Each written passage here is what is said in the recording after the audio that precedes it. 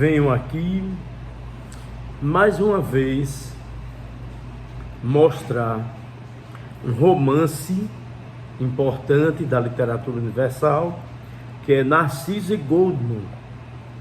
Narciso e Goldmund, escrito por Hermann Hesse. Hermann Hesse é um grande escritor do século XX, preocupado com os sofrimentos humanos, preocupado com o século das duas guerras mundiais, a Primeira Guerra, a Segunda Guerra. Hermann Hesse escreveu A Arte dos Ociosos, Obstinação, escreveu Narciso e Goldmund, escreveu O Jogo das Contas de Vidro. Em Narciso e Goldmund, ele retrata o ambiente medieval. Esse romance, ele dialoga tanto com a filosofia aristotélica, como dialoga com a filosofia platônica, e ele é daquela época em que Hermann Hesse também transitava dentro de uma escritura, de um romance psicanalítico.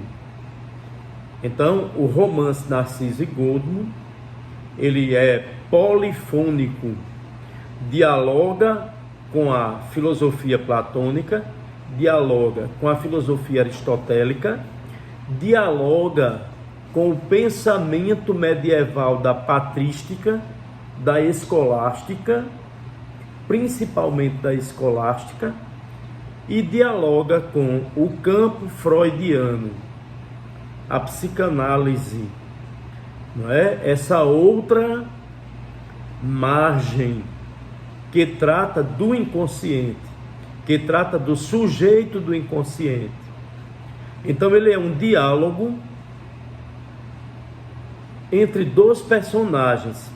Ele é um retrato romanceado das relações entre dois personagens, Narciso e Goldmund. Goldmund extremamente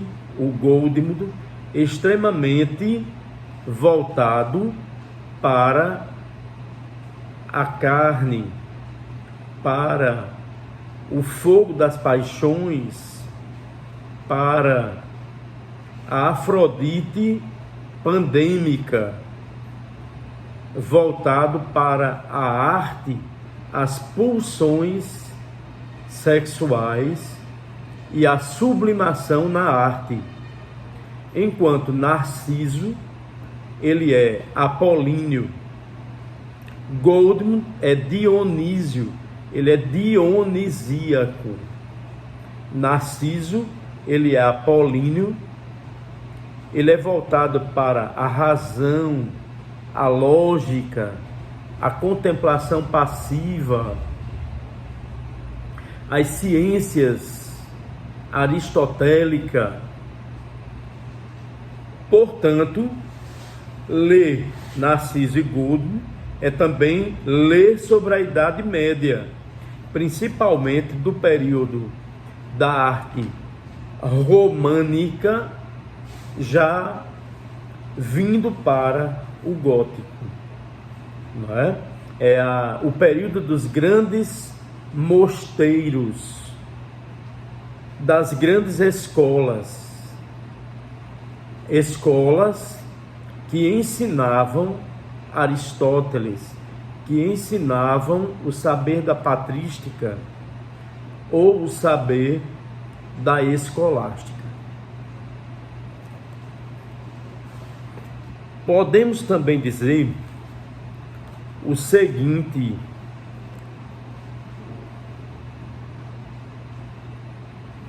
podemos dizer que o romance Narciso e Goldmund é uma escritura que trata do campo apolíneo e do campo dionisíaco, da complexidade das forças de Dionísio, paixão, pulsão, música, transgressão, poesia, e das forças de Apolo, a calma, a razão, a lógica, o cálculo matemático, a poesia, a música sistematizada. Esse romance é também um romance tenso, porque retrata um relacionamento, uma história de amor. Ele é também um romance histórico, porque vai retratar a Idade Média, a Alta Idade Média na época da peste. Ele é também edipiano, porque vai tratar das relações edipianas entre Goldmund e sua mãe, e vai tratar também de Narciso dentro do ponto de vista do narcisismo, de alguém que se torna extremamente narcisista, no sentido de ser um homem que se torna poderoso, um homem que se torna o centro do saber, mas que não deixa de ajoelhar-se frente às flechas de Eros. Vamos também fazer um outro tipo de comentário. Narciso e Goldmund é um romance de 1930 que pertence à fase de Hermann Hesse no pós-guerra, em que faz uma contribuição à tendência literária, então em voga, da ficção psicanalítica. Goldmund representa o amor da Afrodite pandêmica, as paixões da carne, as fricções e o gozo dos corpos. Ele é andarilho, é livre. Ele busca a experiência amorosa nos corpos das mulheres. Torna-se um grande escultor. Ele sublima. Ele ama também o seu mestre Narciso e sempre sublimou esse amor. Suas obras são arrebatadoras, tessituradas pelos fios das paixões mais escondidas, pelas pulsões mais arcaicas, que pede para ser sublimada. Goldmund é o boêmio apaixonado, é o andarilho. Seu universo é o universo freudiano pulsional inconsciente, enquanto Narciso é a escritura da lógica, do cálculo, do comedimento, é o administrador de um racionalismo. O romance é a busca do meio termo, o meio termo entre o apolíneo e o dionisíaco.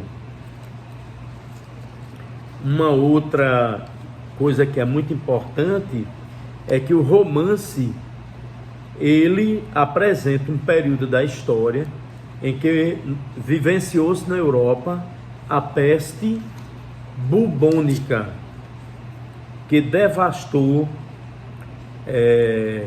muitas pessoas. Nos meados do século XIV, foi uma época em que houve muita dor, muito sofrimento, muita morte na Europa. A peste bubônica, que foi apelidada de peste negra, que matou cerca de 1/3 da população europeia. A doença na Idade Média era uma doença mortal, não escolhia vítimas. Eram reis, eram príncipes, senhores feudais, servos de gleba, pobres, camponeses, todos eles foram pegos pela peste bubônica, chamada também de peste negra. Hesse descreve com muitos detalhes esse período aqui. Após as pessoas adquirirem a doença, os sintomas apareciam nas axilas, nas virilhas, no pescoço. Eram vários bulbos e bolhas de pus e sangue. Em seguida vinha febre alta, vômito, e em questão de dias os doentes faleciam, pois não existia cura, não existia tratamento. Foi a pior era que a igreja, que era muito arrogante e contra o próprio desenvolvimento da ciência e da farmacologia e das tecnologias, ela tratava o fenômeno como um caso demoníaco, casos do demônio. E as pessoas que procuraram desenvolver remédios eram tratados como se fosse bruxaria. Então é importante também perceber esse pequeno detalhe. Um outro detalhe importante do texto do livro é a escultura feita por Goldmund, a escultura de São João. Na verdade, a escultura de São João é Narciso. Goldmund trabalhou na figura de Narciso, movido por um profundo amor. Nesta obra, ele se reencontrava a si mesmo, a sua capacidade artística e sua alma. Cada vez mais, e isso aconteceu quando ele se encontrava também com as paixões, não é? Com as orgias, com os companheiros dos jogos.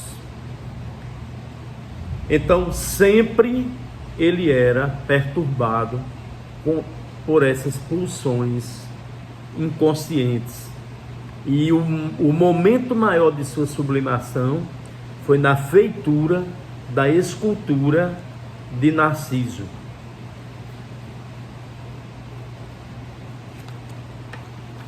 Um outro ponto importante ainda, falando dessa obra sublimada, da imagem de São João, que representa seu profundo amor pelo monge Narciso, que ele conheceu na infância. Lembrando que eles se conhecem na infância, Narciso e Goldmund. Eles se conhecem muito jovens e tem que haver a separação exatamente para que o romance tenha esse momento dialético, não é? Em que os dois procuram cada um sublimar. Um sublima na academia, um sublima na busca pelo conhecimento e o outro na arte. É importante também mostrar as guildas medievais, onde os aprendizes se tornavam mestres, as corporações de ofício, aonde Goldmund vai se tornar um artista, eu diria aqui, diplomado.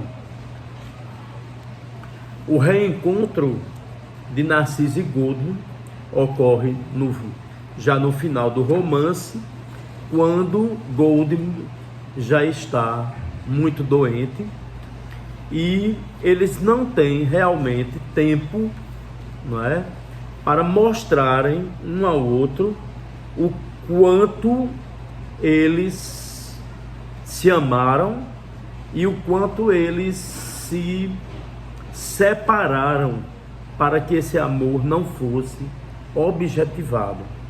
Então o homoerotismo aqui é muito forte e ele sempre existiu e existe aqui de modo bem elaborado e sublimado, É preciso fazer várias leituras para começar a compreender o desenrolar desse sentimento amoroso.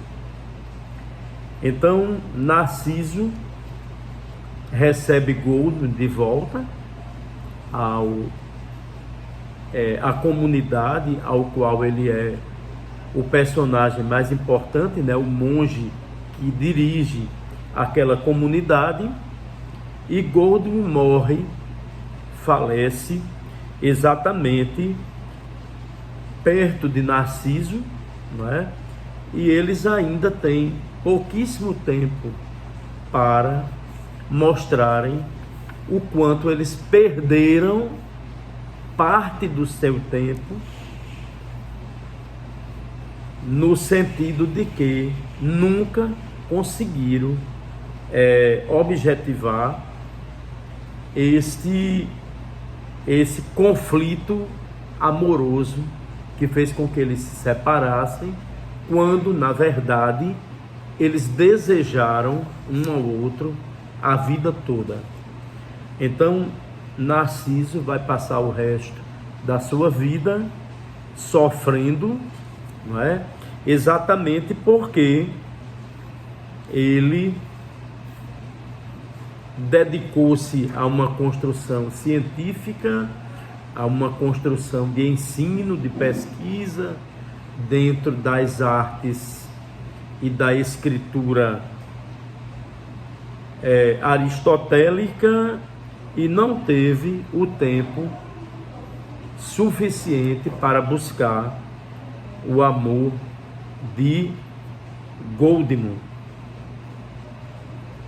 Então esse livro é importante para fazer uma leitura reflexiva sobre o amor, aquele amor que é proibido dentro do contexto da Idade Média e que consegue sobreviver a partir da sublimação. Os conceitos da psicanálise entram aqui, né? O conceito de sublimação e também um pouco da teoria do narcisismo, para a gente compreender o narcisismo nos dois. O narcisismo que às vezes é de vida, mas às vezes é de morte.